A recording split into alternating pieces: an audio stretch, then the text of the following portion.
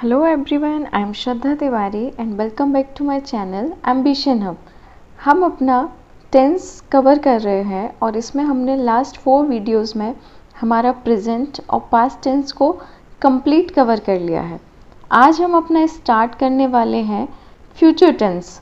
हमने इससे पहले जो 4 वीडियोस कवर की हैं उनमें हमने present indefinite, present continuous, present perfect और प्रेजेंट परफेक्ट कंटिन्यूअस के साथ साथ past indefinite, past continuous, past perfect और पास्ट परफेक्ट कंटिन्यूअस को ऑलरेडी कवर कर लिया है। तो आज हम देखने वाले हैं हमारा future indefinite, future continuous. So move to our future indefinite tense. Here we see future indefinite में हमारे पास 2 हेल्पिंग वर्ब हैं। कौन कौन सी? विल और शैल। बट अभी तक हम देखते आ रहे थे कि हमारी एक हेल्पिंग वर्ब सिंगुलर के साथ यूज़ होती है और सेकेंड वाली प्लूरल के साथ यूज़ होती है। बट यहाँ हल्का सा कॉन्ट्राडिक्ट है। यहाँ पे जो हेल्पिंग वर्ब है वो मेनली जो पुरानी जो हम इंग्लिश यूज़ करते थे, ब्रिटिश इंग्लिश हमारे इंडिया में फॉलो होती है, अकॉर्डिंग टू दैट शैल जो हमारी हेल्पिंग वर्ब है वो आई और वी के साथ आया करती थी, वेयर एज विल हम रिमेनिंग सारे सब्जेक्ट्स के साथ यूज़ करते थे without defining that is plural और singular. So but reason is that कि अभी जो हमारी शैल हेल्पिंग वर्ब है ये हमारा मॉडल भी है।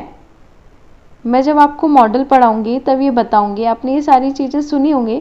शैल और शुड हमारा मॉडल भी है।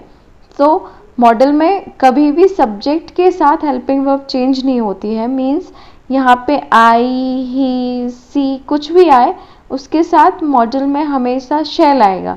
ये जब कॉन्ट्राडिक्ट होने लगा तो हमारी हेल्पिंग वर्ब को, फ्यूचर की जो इंडेफिनिट की हेल्पिंग वर्ब है उसको ऐसे रख दिया कि हम अपनी विल और शैल का यूज़ नॉर्मली कर सकते हैं किसी भी सब्जेक्ट के साथ। ये हमारी मॉडर्न इंग्लिश हमें बोलती है।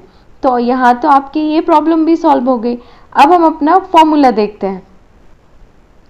We see subject first, then will shall, then V1 object। हमने अपने प्रेजेंट इंडेफिनिट में भी एक चीज़ देखा था कि हमारा जो V है वो V1 आता है। But in our past indefinite we see V2 in place of V1। Again in future indefinite we use V1। Don't be confused here। So we have subject, helping verb, V1 and remaining object। Simply जब हम इसको negative में ले जाएंगे तो subject, helping verb, not V1 object। अगर इसे हमें इंटेरोगेटिव बनाना है वो भी positive, then will shall, subject, V1 object। इसी को जब नेगेटिव बनाएंगे तो हमारी हेल्पिंग वर्ब आगे रहेगी, सब्जेक्ट रहेगा, सब्जेक्ट के जस्ट बाद नॉट रहेगा, V1 रहेगा और ऑब्जेक्ट रहेगा। Just see its example. Ram will go to Ayodhya. इसका हिंदी में क्या होगा? राम अयोध्या जाएंगे। हमें नहीं पता कि वो कब जाएंगे, but he will go definitely. इस सेंटेंस का मीनिंग यही निकल रहा है कि जाएंगे, ठीक है, या जाएगा या जाएगी। ओके। अगर इसी को हम नेगेटिव में ले जाएं तो Ram will not go to Ayodhya. Ram Ayodhya नहीं जाएंगे। ये मैं किसी को बता रही हूँ कि राम इन फ्यूचर अयोध्या नहीं जाएंगे। फ्यूचर क्यों है? क्योंकि हम फ्यूचर टेंस के बारे में बात कर रहे हैं, इसलिए जाएंगे।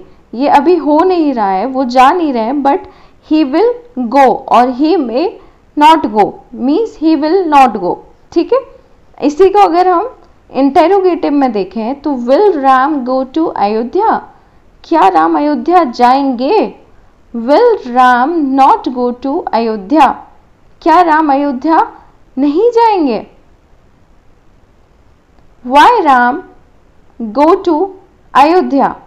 राम अयोध्या क्यों जाएंगे? Similarly, why will Ram not go to Ayodhya? Ram Ayodhya क्यों नहीं जाएंगे, ये मैं आपसे पूछ रही हूँ। ये आपको क्लियर हुआ? बहुत इजी है, हमने कुछ नहीं किया, हमारे जो ये फॉर्मूला था उसके अकॉर्डिंग हमने बस जाएंगे के लिए अपना चेंज किया उस टोन को, जो मैं आपको लास्ट 4 वीडियोस में क्लियर करती आ रही हूँ। बस हमारी टोन यहाँ जाएंगे हो जाएगी because of will, because of future tense, but the remaining sentence we keep same. Why? Because I want to clear you the tone. मैं आपको सेंटेंस चेंज करके टोन में कंफ्यूज नहीं करना चाहती थी। एक टेंस को कितने टाइप से बोला जा सकता है या उसकी क्या क्या सिचुएशन कंडीशंस होती हैं, वो मैं आपको यहाँ क्लियर कर रही थी, इसलिए आपको क्लियर हो गया होगा। अब हम अपना देखते हैं फ्यूचर कंटिन्यूअस। फ्यूचर कंटिन्यूअस जो हमारा टेंस होता है, इसमें हमारा वी का फॉर्म आ जाता है, ये मैंने आपको बताया था। इसमें हेल्पिंग वर्ब विल बी और शैल बी यूज़ होगी। सेम वही लॉजिक यहाँ लगेगा कि आप यूज़ कर सकते हैं, बट आई सजेस्ट यू कि वी के साथ आप मोस्टली शैल का यूज़ करें, क्योंकि ये हमारा ओल्ड वे है कि हम हमेशा वी के साथ शैल का यूज़ किया करते थे। So see the formula, subject will या shall, then V plus I N G, जो कि हमेशा कंटिन्यूअस में V plus I N G के फॉर्म में जाता है, एंड रिमेनिंग ऑब्जेक्ट। अगेन अगर यही नेगेटिव बना दें तो कोई डिफरेंस नहीं है, सब्जेक्ट रखना है, विल शैल रखना है। और जैसे मैंने आपको बताया था कि अगर हेल्पिंग वर्ब 2 पार्ट में बनती है, मीन्स उसमें 2 वर्ड्स मिलके बनाते हैं, तो उसके बीच में नॉट आ जाता है, तो हम विल शैल के बाद नॉट पुट करेंगे, then V plus I N G and object.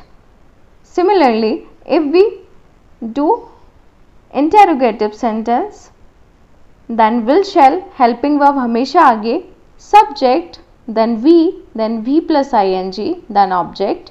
इसी को अगर हम नेगेटिव में ले जाएं तो will shall, subject, then not, subject के जस्ट बाद, then remaining helping verb, then V plus ing and object. Now see its example. Ram will be going to Ayodhya. Ram Ayodhya जा रहे होंगे, मतलब मैं फ्यूचर की बात कर रही हूँ कि इस टाइम तो वो जा रहे होंगे। जैसे हम कहीं बाहर जाते हैं तो हमारे पेरेंट्स या हमारे कोई भी जो बड़ा रहता है वो बताते हैं कि कल इस टाइम तक तो वो जा रहे होंगे, मतलब निकल गए होंगे। तो वो जो चीज़ होती है कि फ्यूचर में इस टाइम पे वो कंटिन्यू होंगे, या फ्यूचर में वो कंटिन्यू कर, ये वर्क जो है उनका वो कंप्लीट कर रहे होंगे, तो हम जाएंगे होंगे। यहाँ पे टाइम नहीं बता रहा है, मैंने कल आपके सामने बोल दिया, वो गलती से मेरा निकल गया। यहाँ टाइमिंग शो नहीं हो रहा है, जाएंगे वो कर रहे होंगे, लेकिन कब कर रहे होंगे इसमें टाइम डिफाइन नहीं हो रहा है। कल नहीं बोला है मैंने, लेकिन फ्यूचर में वो कल भी हो सकता है, परसों भी हो सकता है, बट यहाँ पे एक प्रॉपर टाइम, एक प्रॉपर ड्यूरेशन डिफाइन नहीं होती है कंटिन्यूअस में।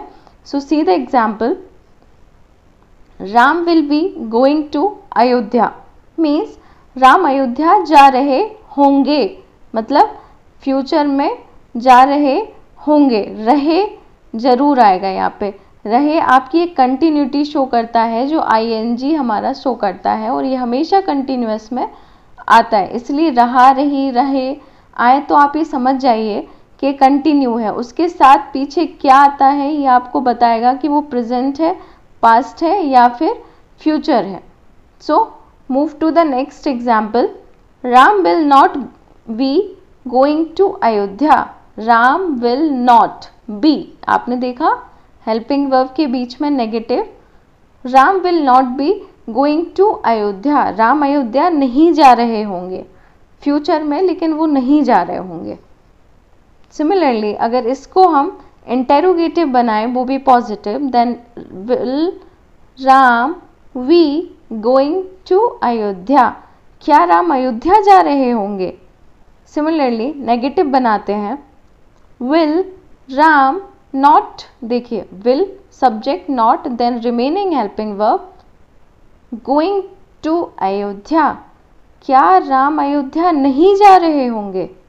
इसी को अगर हम WH फॉर्म में ले जाए या WH वर्ड के साथ बनाए तो why will Ram be going to Ayodhya. यहाँ पे भी आप देखिए हेल्पिंग वर्ब के बीच में सब्जेक्ट आ गया है, आधा पार्ट इधर है आधा पार्ट इधर है। तो why will Ram be going to Ayodhya, क्यों राम अयोध्या क्यों जा रहे होंगे, मैं आपसे पूछ रही हूँ रीज़न क्या होगा कि वो जाएंगे वहाँ पे। इन दैट सेंस इसी को अगर हम नेगेटिव में ले जाते हैं then why will Ram not be going to Ayodhya means Ram Ayodhya क्यों नहीं जा रहे होंगे। आप यहाँ की इनकी प्रेजेंस देखिएगा गौर से कि हमने WH वर्ड यूज़ किया, देन हेल्पिंग वर्ब का पार्ट यूज़ किया, then subject, then not, remaining helping verb, then V plus ing and the remaining object.